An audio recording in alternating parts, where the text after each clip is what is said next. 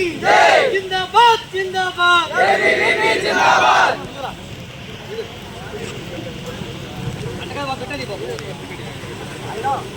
ఓకేనా అందరికీ నమస్తే। నా పేరు కంటేపల్లి పెంచలయ్య, అఖిల భారతీయ విద్యార్థి పరిషత్ విభాగ్ కన్వీనర్, విభాగ సంఘటన మంత్రి, కేంద్రం విజయనగరం।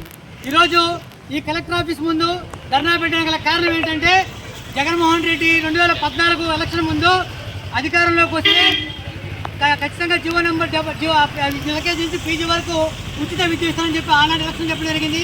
ఆనాడు ఓడిపోయాడు। అదేవిధంగా 2019 ఎలక్షన్ ముందు ఎలక్షన్ క్యాంపెయిన్లో కూడా ఎల్కేజీ నుంచి పీజీ వరకు ఉచిత విద్య సంచినటువంటి జగన్మోహన్ రెడ్డి ఇవ్వలేదు। అదేవిధంగా పీజీ విద్యార్థులకు జీవో నెంబర్ 77 తెచ్చి ఫీజు రియంబర్స్మెంట్ రాకుండా చేశాడు।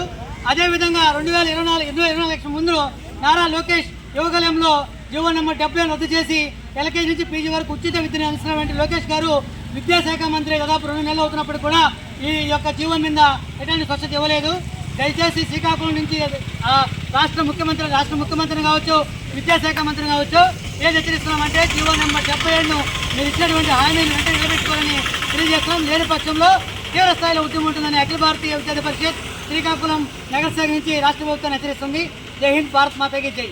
भारत माता की जय, भारत माता की जय। जिंदाबाद जिंदाबाद जिंदाबाद जिंदाबाद जिंदाबाद भारत माता